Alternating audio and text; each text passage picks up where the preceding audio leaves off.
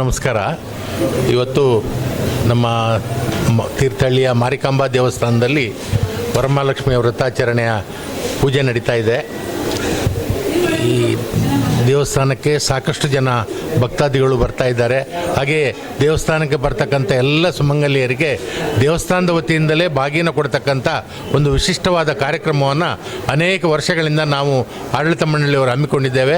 ಈ ವರ್ಷವೂ ಅಷ್ಟೇ ಈಗಾಗಲೇ ಸುಮಾರು 500 ಜನ ಮಹಿಳೆಯರು ಬಂದು ಬಾಗಿನವನ್ನು ಸ್ವೀಕಾರ ಮಾಡಿ ಹೋಗಿದ್ದಾರೆ.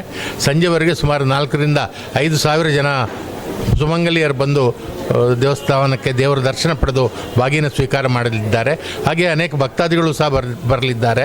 ಎಲ್ರಿಗೂ ವರಮಹಾಲಕ್ಷ್ಮಿ ಹಬ್ಬದ ಶುಭಾಶಯಗಳು. ತೀರ್ಥಹಳ್ಳಿ ಮಾರಿಕಾಂಬಾ ದೇವಸ್ಥಾನದಲ್ಲಿ ಕಳೆದ ಹಲವಾರು ವರ್ಷಗಳಿಂದ ವರಮಹಾಲಕ್ಷ್ಮಿ ವ್ರತವನ್ನು ಅತ್ಯಂತ ನಿಷ್ಠೆಯಿಂದ ಮತ್ತು ಸಂಭ್ರಮದಿಂದ ಆಚರಿಸಲಾಗುತ್ತೆ. ಇವತ್ತಿನ ದಿನ ತಾಲೂಕಿನ ಎಲ್ಲ ಭಕ್ತಾದಿಗಳಿಗೆ ದೇವರ ಪ್ರಸಾದವಾಗಿ ಬಾಗಿನವನ್ನು ಕೊಡುವಂಥ ವ್ಯವಸ್ಥೆಯನ್ನು ಕಳೆದ 8-10 ವರ್ಷಗಳಿಂದ ನಿರಂತರವಾಗಿ ಮಾಡ್ಕೊಂಡು ಬರ್ತಾ ಇದ್ದೇವೆ.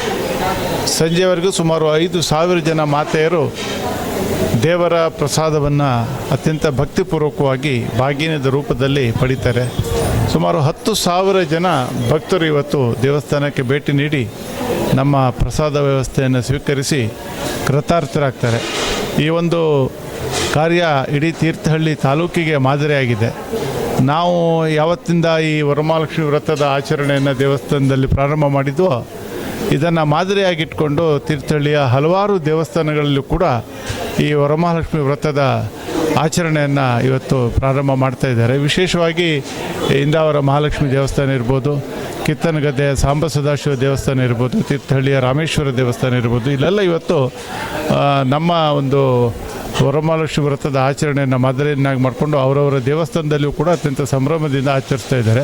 ಮಂಗಳೇ ಮಾಂಗಲ್ಯೆ ಸರ್ವಾರ್ಥ ಸಾಧಿಕೆ ಶರಣ್ಯೆ ತ್ರಯಂಬಿಕೆ ನಾರಾಯಣ ನಮಸ್ತುತೆ.